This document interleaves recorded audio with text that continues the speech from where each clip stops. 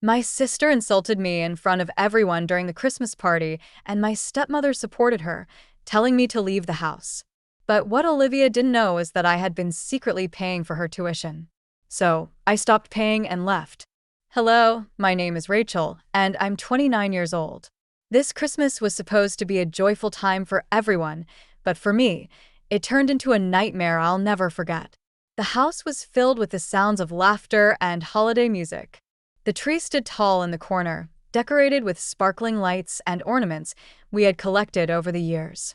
Everyone was enjoying the party, chatting and sharing stories. I stood quietly near the dining table, sipping my hot chocolate, trying to stay out of the spotlight. My sister Olivia, who is 22, was at the center of the room entertaining everyone with her dramatic stories. She always knew how to grab attention. Suddenly, she looked directly at me and smirked. "Rachel," she called out loudly, making everyone turn their heads. "Why don't you share what you've been doing with your life? Or is it still nothing?" Her words felt like a slap in the face. I looked around at the faces in the room, some amused, some uncomfortable. My stomach churned with anger and humiliation. "Olivia, stop it," I said, trying to keep my voice calm. "This isn't the time or place." "Oh, lighten up, Rachel. It's just a joke," she said, rolling her eyes. But her tone wasn't playful. It was sharp and meant to hurt. Before I could say anything else, my stepmother Laura, who's 50, stepped in. "Olivia has a point," she said coldly. "You've been living here long enough, Rachel. Maybe it's time for you to move out and figure out your life." I couldn't believe what I was hearing. My stepmother's words stung even more than Olivia's. I had worked hard to support this family in ways they didn't even know about, but they treated me like a burden.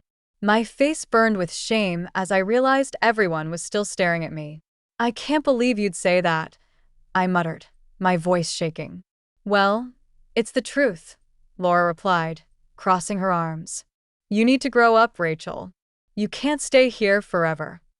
I put down my cup and turned to leave the room, my heart pounding. The night that was supposed to be filled with joy and love had turned into a public humiliation, and I didn't know how much more I could take.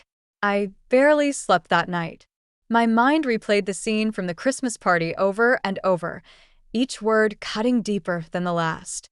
I thought about Olivia's smug expression, the coldness in Laura's voice, and the silence from the rest of the family. Nobody had defended me. The next morning, I woke up determined. I had stayed in this house too long, putting up with their mistreatment, hoping they would one day see my value. But last night proved they never would. As I headed to the kitchen, I overheard Olivia and Laura talking in the living room. Their voices were low, but I could hear the sharpness in their tone. "She's so ungrateful," Olivia was saying. "I mean, we've done so much for her, and she just sulks around all the time." "Exactly," Laura replied. "She needs to get her act together. I'm tired of her freeloading." Freeloading? My blood boiled. They had no idea that I had been secretly paying for Olivia's college tuition for the past 2 years. It wasn't something I had ever planned to share. It was a promise I had made to my late father. He wanted Olivia to have the opportunities he never had, and I wanted to honor that. But hearing them talk about me like this, as if I was some sort of burden, was the last straw. I stepped into the living room, and both of them turned to look at me. Olivia smirked, as if daring me to say something. "I'm leaving," I said firmly, my voice steadier than I expected. "I've had enough of this." Laura raised an eyebrow. "Oh, really? And where are you planning to go, Rachel? You can't just storm off without a plan." "I have a plan," I shot back. "And while I'm at it, Olivia, you might want to figure out how you're going to pay for your next semester, because I won't be covering your tuition anymore." The smirk on Olivia's face vanished. "What are you talking about?" I folded my arms. "You heard me. I've been paying for your college this whole time. Dad asked me to take care of you, and I did. But now I'm done. You don't deserve it." Olivia's mouth opened and closed like a fish out of water. "You can't just stop paying," she finally stammered. "I need that money.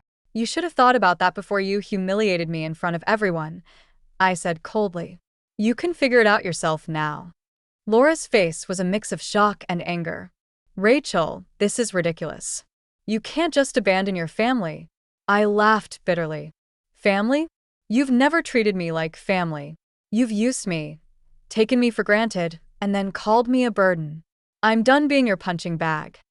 Without waiting for a response, I turned and walked out of the room. I didn't need their approval anymore.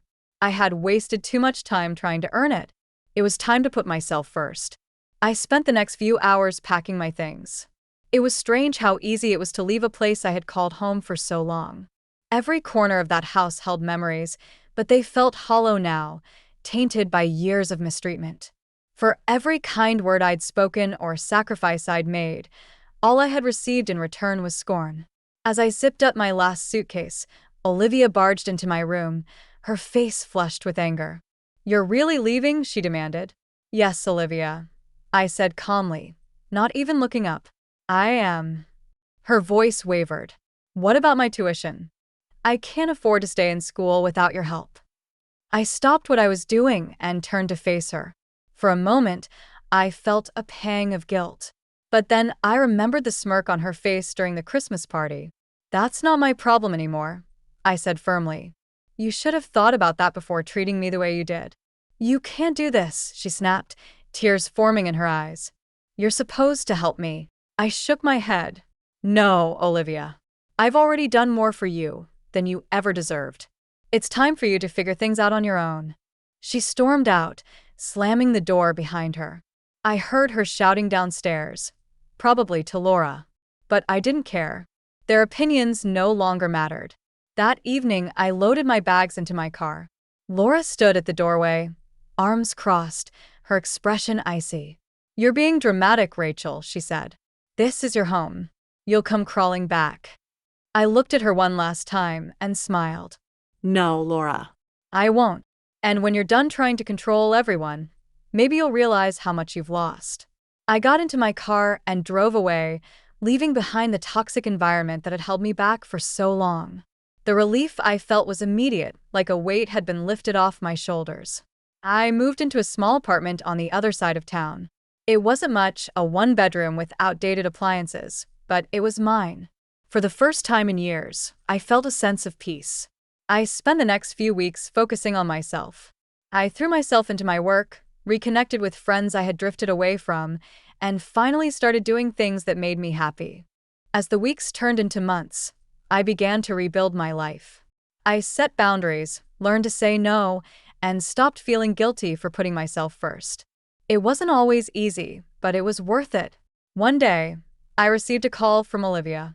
I hesitated before answering, but curiosity got the better of me. She said, her voice quieter than I'd ever heard it. "I just wanted to say I'm sorry. I didn't realize how much you were doing for me. I was selfish." Her words caught me off guard. For years, I had dreamed of hearing those words. But now that I had, they didn't carry the weight I thought they would. "Thank you for saying that," I replied, "but I need to keep moving forward. I wish you the best, Olivia, but I think it's better if we go our separate ways for now." She sighed but didn't argue. "Okay. Take care, Rachel." As I hung up, I realized something important. Forgiving someone doesn't mean going back to the way things were. It means letting go of the anger and choosing to prioritize yourself. That Christmas, I celebrated in my apartment with a few close friends. We laughed, exchanged gifts, and toasted to new beginnings. For the first time in years, I felt truly happy. I didn't need Laura or Olivia to define my worth anymore. I had finally found my peace. Thanks so much for watching. If you enjoyed this video, don't forget to like, comment, and subscribe to our channel for more amazing stories and content. Tap that notification bell so you never miss an update. Let us know your thoughts in the comments below. We love hearing from you. Until next time, take care and stay inspired.